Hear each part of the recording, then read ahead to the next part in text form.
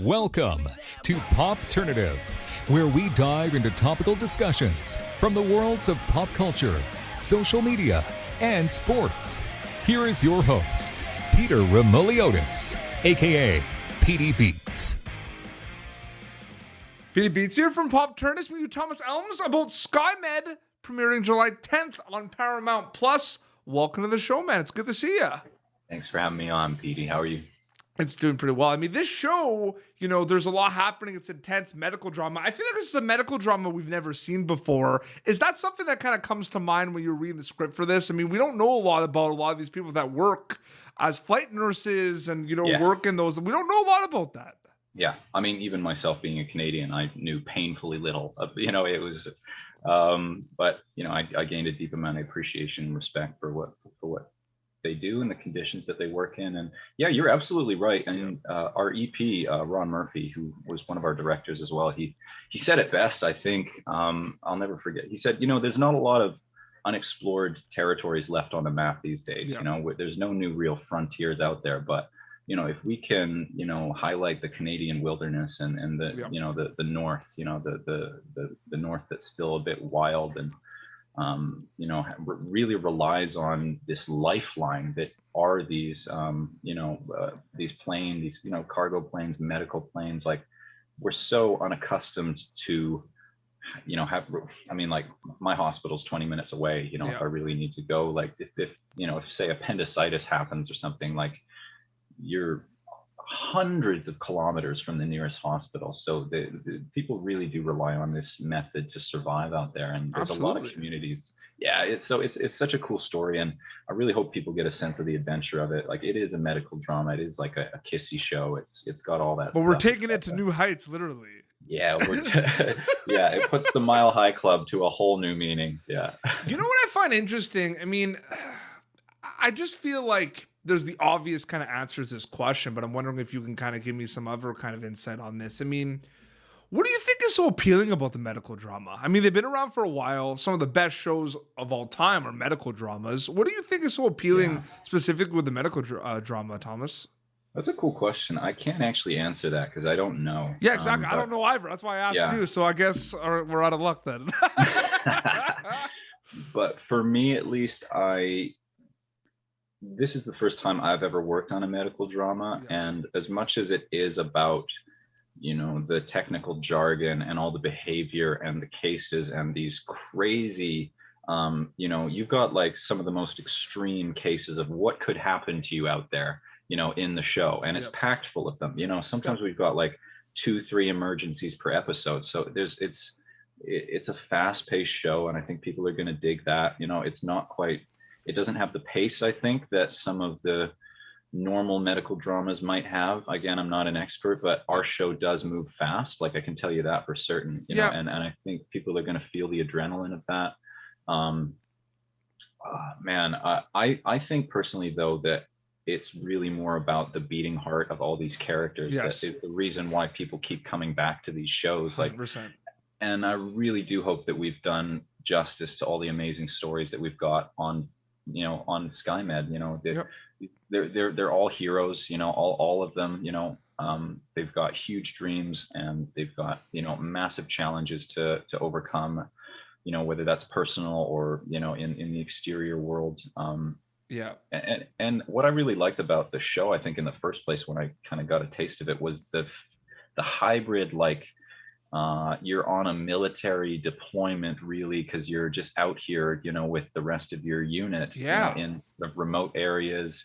You probably won't, you know, see your family or people for, you know, many, many months at a time. Absolutely. The conditions are a bit more savage and wild. And it was kind of like, they described it as like a frat house army barracks where we would all be living and interacting and bumping into each other and falling in love and falling out of love and making terrible decisions and also just, you know, risking our hearts and risking our careers. And it's cool. It's cool. I really hope that people, like, there's a little bit of everyone in this show, which is what I love about it. You know, we've got our leading lady and our leading man, and Aason and Natasha just did such a fantastic job of bringing those characters to life, and they gave so much of themselves to every scene, but so did everyone else, you know, and that was what, you know, really clicked. You're amazing in this show, man. Seriously. Oh man, thank you so much. Like, that's wow. No, That's you're very kind of amazing you. in this show. But again, the cast is amazing. I spoke to Morgan Holmstrom as well. She's great in it as well. Yeah, But yeah. no, it's amazing as well. I wanted to also ask as well too, because you've been acting for quite some time now. You've been in a lot of pretty awesome projects and everything. Are you getting used to kind of this new wave or vehicle of like how a show gets out to the world? Like there's all these steps, Thomas, you know what I mean? Like, it gets announced that a show called Skymed is going to be made. Then it announces who's going to be in it. Then it's like first look photos or like in details, not a trailer, photos, you know what I mean? And then there's a release date and all this. There's a lot of steps. Right now it's coming out on the 10th. Are you getting used to that a little bit? Because there's a lot happening. You're auditioning, you're going to work, but there's these like waves of like hype for a show. It's pretty insane. Yeah, it is. And what I found kind of strange about, like my first real breakout, I guess you could call it, was on The Order, and that was on Netflix. And I have a question about that after as well. But yeah. Right on, yeah. You're like, of course, yeah. So good. I love that show. Oh, thanks, man. Yeah, me too. It's got a huge place in my heart. And what was trippy about that, I think, was that it's in every country simultaneously. When it premieres. Yes. And also, you can just devour this content in like. But like with the snap of your fingers too, right? Yeah, like not even like every week more countries. Like it's nuts. Yeah, it's wild. It's scary to think about. It's wild. It's such a contrast. Like we live in such an instant gratification day and age where, if we want it to have it now at our doorstep. Absolutely. How can I just throw money at this? So I get, and at the same time, like the TV and film industry, I don't know what movie I'm referencing, but when they say like, never ever tell me the odds, never tell me the math. Because even still to this day, with the amount of content out there, like the amount of obstacles, the amount of hoops, and the amount of challenges that a show has to surmount to get to where we got with Skymed, it's wild. 100%. No, absolutely. No, that's a very good point. So here's the order question, but I was gonna spin it a certain way. You brought up the order, you kind of ruined the talking point, but that's okay. Oh no. Just like rewind and just edit. Yeah, let's rewind time a sec. You look at Thomas, you look at Skymed, you look at other stuff you worked on, like Project Blue Book. Those kind of have, though, what you're getting yourself into as an audience member, right? Like what the genre it is and everything. Then a show comes like The Order, where it's there's some scary elements of it. It's drama. There's the supernatural suspense. It's a genre-bending show. Do you realize it's a genre-bending show when you're working on it, or do you only realize that like after you see like the fan reception online and everything? Dude, these questions are amazing, man. Yeah, I absolutely, I hand it to you. I think that's so cool. I knew that from the second that I got 3 scenes of the first episode in the audition. So they gave, I think it was even 4. Like it was a huge audition, and I remember everyone in Vancouver was talking about it. It's like, oh, have you been out for The Order? Have you been out for The Order? And what I just loved about it, and what made me really just want to absolutely just give it my all for this part, was that the writing was so interesting and so different. It was self-aware, but it didn't quite break the fourth wall. You know what I mean? It like made fun of its own genre as a, sort of homage to 90s horror. I mean, we had Catherine Isabel on us, who she's a veteran and she's a legend. I mean, she was, Ginger Snaps, and it had a touch of that, that a lot of the effects and stuff were prosthetic.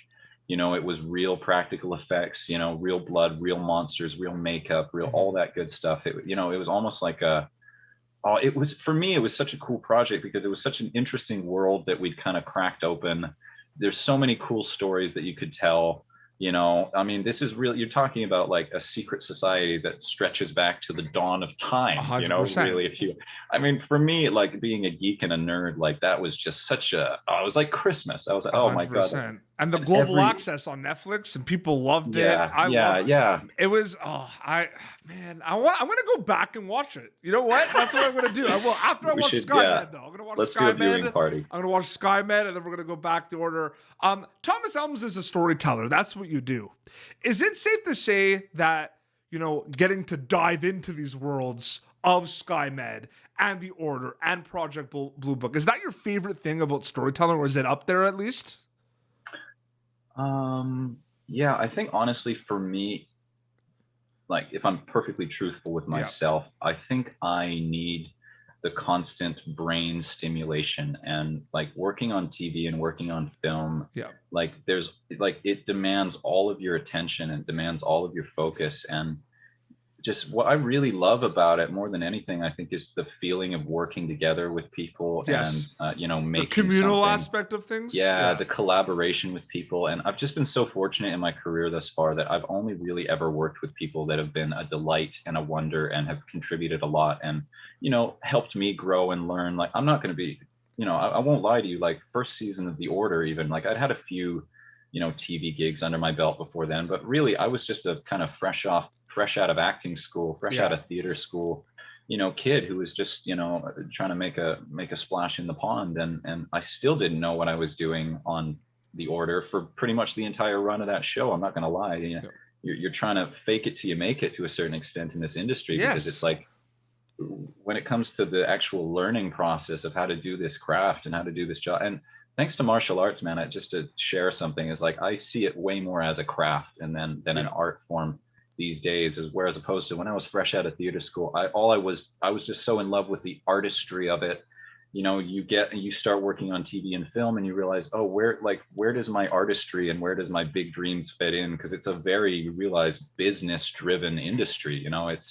It's very bit like, like The Order itself didn't quite last more than 2 seasons. And that, obviously a lot of people were pretty heartbroken over that. Yeah. And that, still to this day, hit me up on Instagram asking when the season 3 of The Order is coming out. And it just breaks my heart a little bit every time. But you have those DMs, where people don't maybe realize that it's canceled and will be like, yeah, it's true. No, and but you're sometimes limited with what you can say and stuff. 100%. You have contracts, and so it becomes difficult. And man, you said it best, dude. Like the people, around the world that like devour this content and fall in love with these characters, and like they're the reason for all of this. They're the reason for all the success I've had, and they've been so incredibly lovely the whole way through. 100%. It's a bit scary sometimes, when you have this platform, and people look at you and they see your characters and they fall in love with these characters, and, they want to be involved in who you are in your life. And, for me, at least, that can be a bit scary sometimes, like this is a big year for my career. And, I haven't been very active in sharing stuff, but it's like you said, it's a weird time nowadays. Like it is, and it's back and forth with the pandemic. There's like waves that keep going back and forth. And there's all these virtual interviews. It's all, but it's funny though, because what you mentioned about the, people from all around the world love it. So if you look at the other side of it, the craft perspective of it, Thomas, like you actually going and like making Skymed, right, with the whole cast and crew and everything. I actually last month I wrapped production on a short film that I co-wrote and produced. Nice. And the feeling of just seeing it being made and going to Video Village and everything. I mean, there's nothing like it. It's like an outer body experience. You know what I mean by that? Totally. I get it now. I'm like, I get why you guys love it so much. Yeah.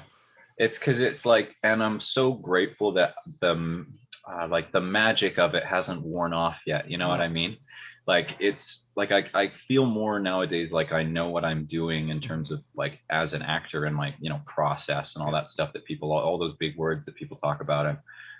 But yeah, man, like, oh God, just when you see it on the monitor and you see what it really looks like when everything comes together, it's still it's magic, man. It is. Magic. It really and I hope is that magic. Never wears off.